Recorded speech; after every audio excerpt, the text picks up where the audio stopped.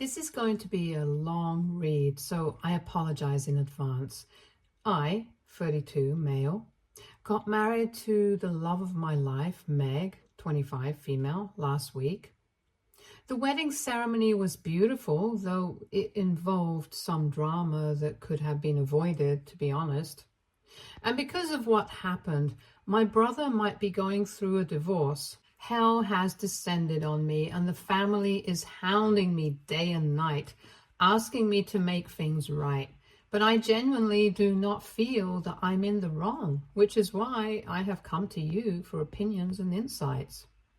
I do not share a good relationship with my brother Colin, 34, male.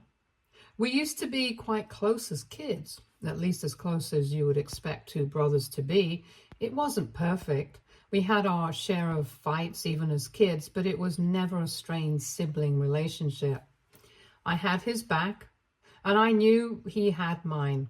So it was all good between us. Our parents always put family before anything and tried to instill those values in us as well. It's a shame I was the only one who reflected these values. 6 years ago, when I was 26, I started dating a girl, Shay, now 32, female. I was madly in love with her, and everyone around me knew that. And she was part of the same friend group I was hanging out with at the time, and I was besotted with her the minute I saw her. To me, she was the complete package. She was gorgeous, tall, eloquent, and just stunning and smart overall. I was so taken by her that I completely overlooked all her toxicity. And boy, was she very toxic.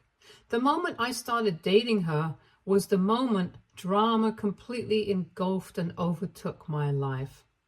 She was a great girl, but she was not the right girl for me. We were not compatible at all. I was very non-confrontational, and she was the exact opposite. She loved drama, lived for it, in fact. There was a new fight every other week for something very random and trivial in my eyes. But I was crazy about her, and that's why I kept ignoring all the red flags. 6 months into dating, I found out she was cheating on me with someone from her workplace. I found out by accident and was devastated. I confronted her, and she kept denying it until she finally broke down and admitted everything.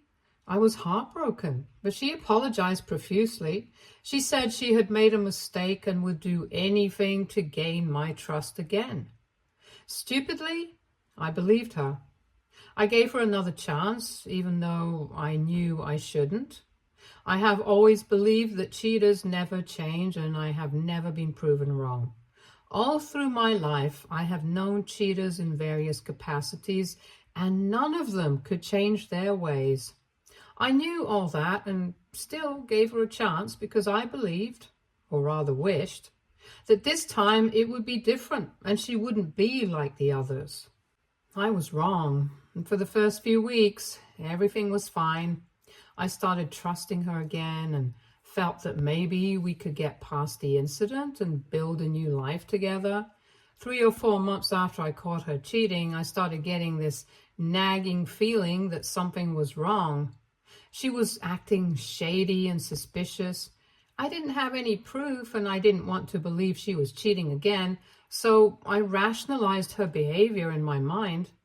But it kept festering until I finally asked her if something was going on or if she had something to tell me. She became very defensive and said I was suspecting her for no reason, and that if I had decided never to trust her again, I should have told her so she wouldn't be wasting her time trying to earn my trust back. She basically gaslighted me into believing I was being paranoid and that nothing was wrong. I believed her. I know, I'm a moron. But I still couldn't shake the feeling something was off. A few weeks passed, and she was still acting weird. I didn't have any proof, but all the overthinking was driving me crazy, so I started checking her phone without her knowledge. I should have known that was the point where the relationship had ended. I didn't trust her. at all. And even if I hadn't found anything in her phone, the fact that I thought her capable of doing something like that should have been enough to make me walk out. But I'm glad I snooped around, because I found something that changed my life completely, and it's never been the same since then. It took me a while to figure out what was happening, but when I did, it felt like someone had slapped me across the face. Basically, she was cheating on me, and had been for a while. But not just with anyone. She was cheating on me with Colin. I have never felt the hurt I felt when I saw those texts. The two people who were supposed to be the closest to me were the ones doing me dirty in the worst possible way. I couldn't believe what I read. It just made me want to sink to my knees and bawl my eyes out. And that's when Shay entered the room and saw me with the phone. She started yelling at me, telling me I had no business invading her privacy.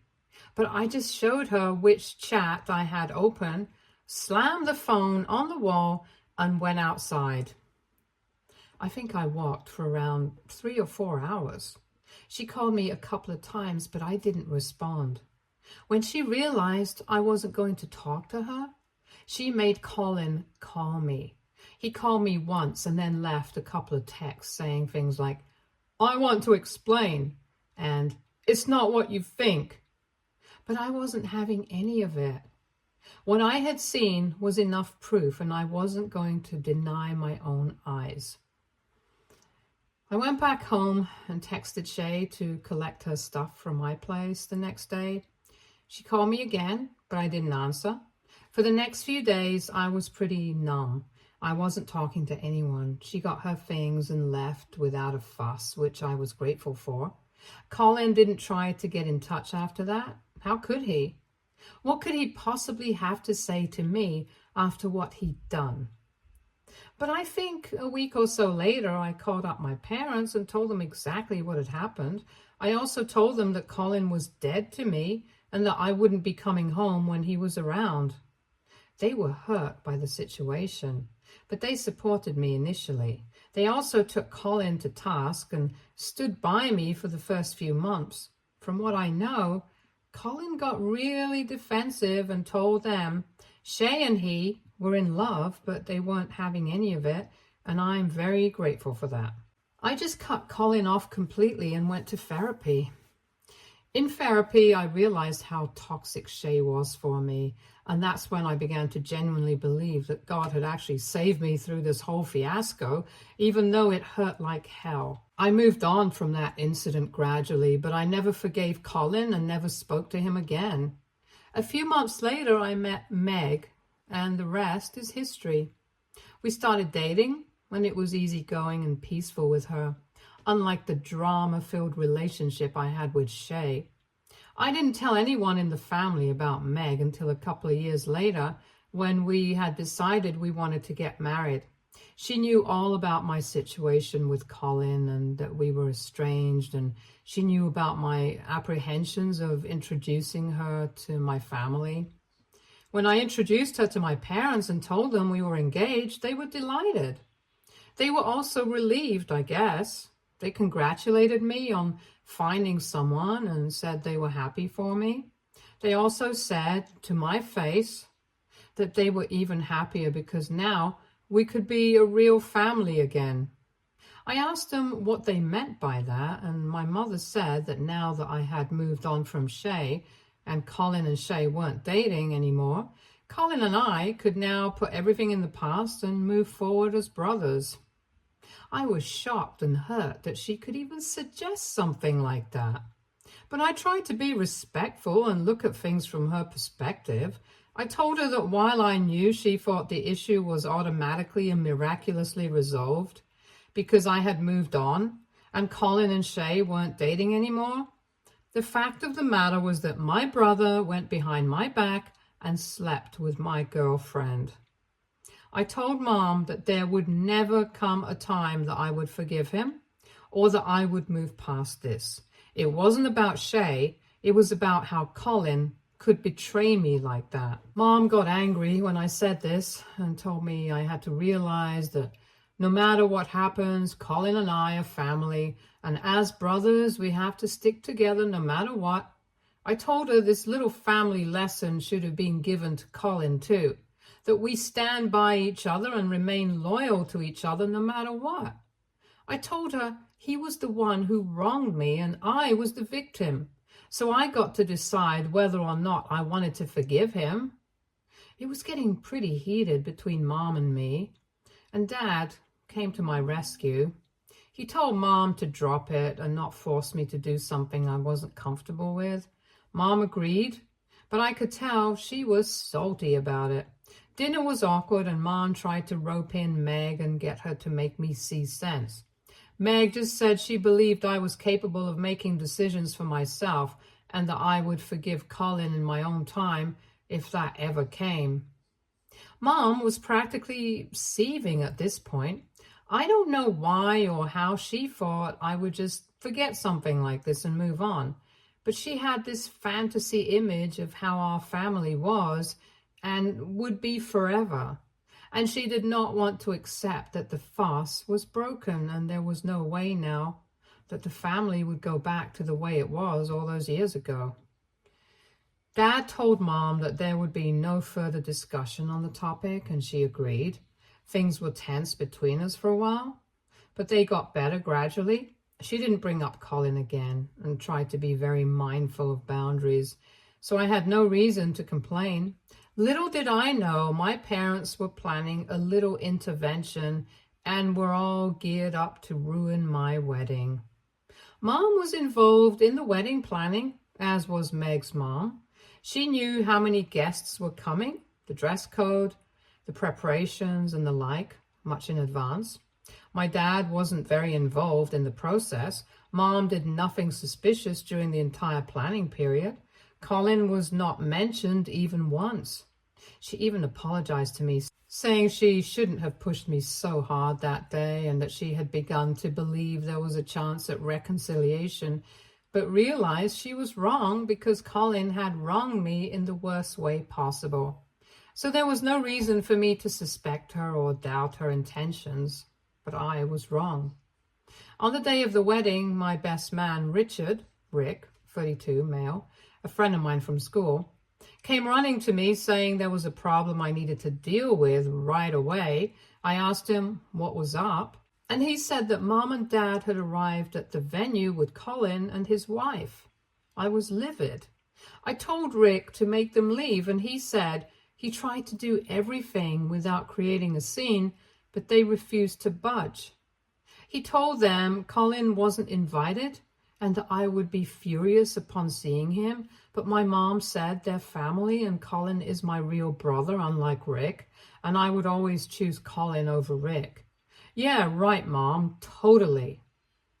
I couldn't believe they had planned all of this behind my back, and I needed an explanation from them immediately. I called my dad and asked what the hell was happening.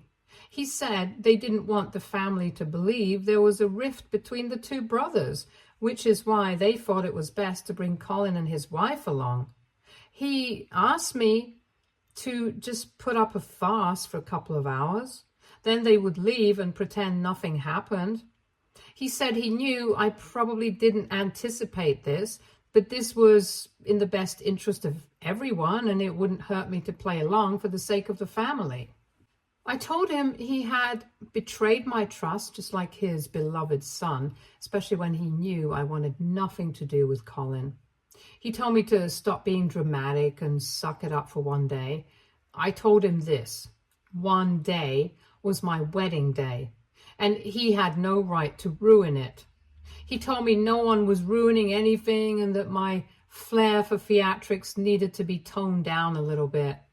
I should have asked him why this family pretense was so important to be done during my wedding when no one bothered to do the same for Colin's wedding.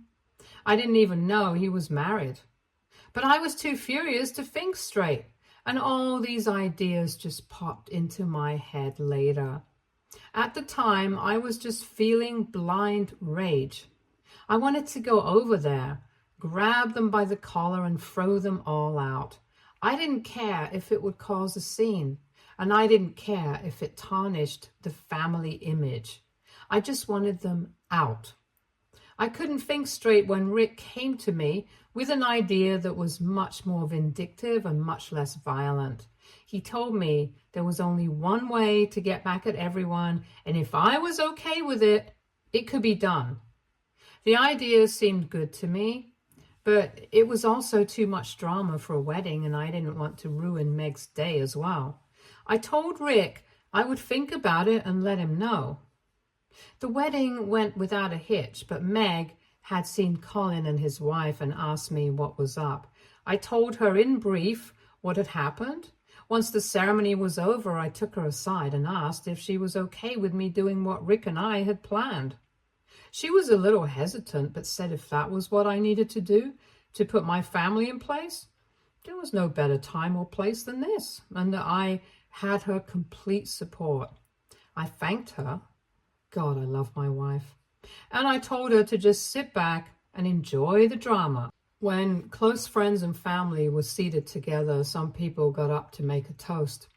Rick started the whole thing because our plan was for me to make a toast to Colin and tell everyone how it was because of him that I met my wife, because he slept with my ex-girlfriend, leading to a breakup. It would be brutal for Colin and for my parents because I would be detailing everything in my toast. But they deserved it. Colin did for being a piece of shit, and my parents did for having no regard for my feelings and the hurt I faced. They only cared about the image of the family and society, and Colin and I were going to tear both to shreds in front of the entire world for all to see. Once everyone was done saying things about Meg and me, I got up and said I had a toast to make too. I don't remember what I said exactly, but I'll give you the gist. I started by saying I wanted to make a toast to my dear brother, Colin. The minute I said that, him and my parents turned white as a sheet, and his wife, however, looked only confused, and I had a hunch she didn't know why Colin and I were estranged. And to top it all, she was heavily pregnant, and that part made me mad too. Why was he at my wedding parading his pregnant wife around? It seemed to me he just wanted to steal the thunder, nothing else. Anyway, I continued with my toast. I said Colin and I had been brothers for the longest time, and even though he stabbed me in the back in a way worse than an enemy, I still wanted to thank him because it was his betrayal that ultimately led me to Meg. I went on to detail how I first found love as a 26-year-old man with a girl who wasn't right for me. But I was young and naive, so I overlooked all her flaws. It was only when she committed the worst act that I took the decision to leave her. And then I dropped the bomb on everyone present. I said my ex-girlfriend had cheated on me with my brother, and that was the last straw that made me break up with her, go on a journey of healing, and find my wife, Meg.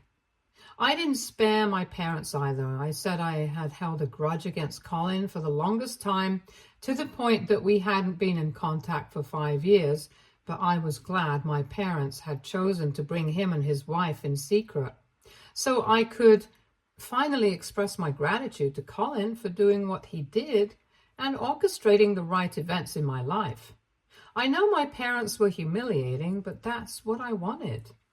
They had trampled over every single boundary of mine, and I was not about to let them off so easily. The gasps from the crowd were audible, and it looked as if my mother would start crying right there. There was no way to diffuse the situation. I had said it all for everyone to hear. Colin's wife, I don't even know her name, was looking at him in disbelief, and Colin couldn't look up and meet anyone's eyes. It was utterly embarrassing for him, and neither Rick nor Meg nor I did anything to make the situation less awkward. My parents were sitting there staring at the ground. Dad was twiddling his fingers, and Mom was trying her hardest to stop crying, but even her faintest sniffles were audible. The room was that quiet. I felt like I could hear my heartbeat in that eerie silence. I just sat down after my toast and started eating. Everyone was staring at Colin and my family, but nobody said anything. Finally, it was his wife who got up, apologized on his behalf, and thanked us for having them and allowing them to be a part of the celebration. And then she stormed off. I kind of felt bad for subjecting her to this humiliation for no fault of hers, but I couldn't help it. I had to take Colin and my parents to task, and it's a shame she got caught in the crossfire. My parents and my dear brother left soon after, and only then did the real fun begin. However, my parents, especially my mother, have bombarded me with texts saying I had no right to air the family's dirty laundry in public and that I had torn their dignity to shreds in front of everyone. I didn't respond because I wanted to enjoy at least some of my wedding. Mom has since then started texting Meg, and I know it's getting to her. I told Meg to block Mom, but she just keeps texting her from new numbers or messaging her from new accounts on Instagram. All this negativity is affecting Meg poorly, and I feel bad that I subjected her to this. She doesn't deserve it. She's the one who saved me, and I've dragged her down to the dumps with me. And that's just not right. I have asked Mom to stop involving Meg in the drama, but she says I was the one who involved her by causing that scene during the wedding, and now both Meg and I will have to face the repercussions of what I've done. I know it's no use arguing with my mother because she's stubborn and nothing I say will make her see sense. Plus, I can't expect her to because what I did was vindictive. I just feel bad that because of my little revenge trip, my wife is suffering, and that's the last thing I want for her. I don't know how to get my mother off our backs, and I feel like I've caused more trouble than it's worth. Update 1. I got a call from my sister-in-law, Amy. I didn't have her number saved, so I picked up. She was very nice and apologized profusely for calling without prior notice, but she said she wanted to meet me and hear my side of the story because what Colin had told her was very different. She begged me not to tell anyone in the family that she was coming to meet me, and I told her that I don't talk to them anyway, so she was fine on that front. Honestly, I was in two minds about this, but Meg said we needed to help her out because she was going to have a child, and she deserved to know the kind of person Colin really was. Even though this is going to cause more trouble, I know Meg is right. Amy isn't at fault, and she needs to know the truth. I can't play a part in ruining her life when she's never wronged me. I agreed to meet her, but I'm very nervous. This has spilled over far beyond what I had anticipated, and I think it's not going to end well for Colin. I don't feel bad for Colin. That piece of shit deserves every single bad thing coming his way. I just don't want to be part of family drama again, and especially not drag Meg into it. I hope it all goes well, though I know it won't. I saw Amy's reaction to the whole outburst during the wedding, and I know this drama won't end with me meeting her today. Update 2. The meeting went okay, I think. I felt so bad for her. She came alone and she's pregnant. It seems like the baby will come any minute. It looked as if she'd been crying. Thankfully, Meg was there too, so she eased the situation a little. I asked Amy if she had any questions, but she said she wanted to hear the whole story again.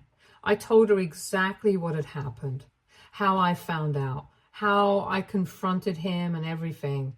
I also told her how Mom was pestering me into making things normal between Colin and me because of family. I asked her what story Colin had told her, and she said Colin had said that Shay and I were friends, but Shay fell for him. I couldn't accept that because I secretly had feelings for her all along, so I broke off my friendship with him.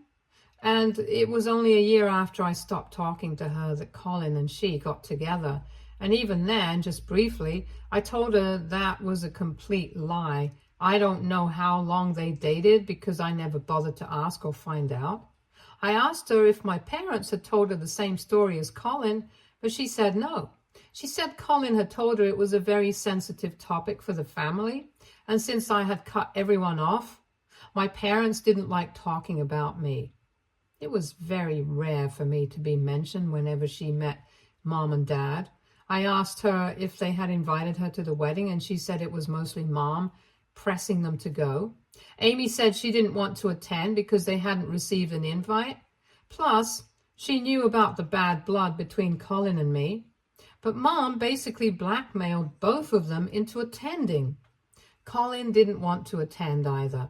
She said Mom kept saying we needed to let bygones be bygones and be a family again for the baby. She thought maybe I had indicated to Mom that I wanted Colin to be there, so she never tried to confirm with me. Also, she never thought the reality would be so different that it would completely turn her life upside down. I felt really bad for her, but there wasn't anything else I could do.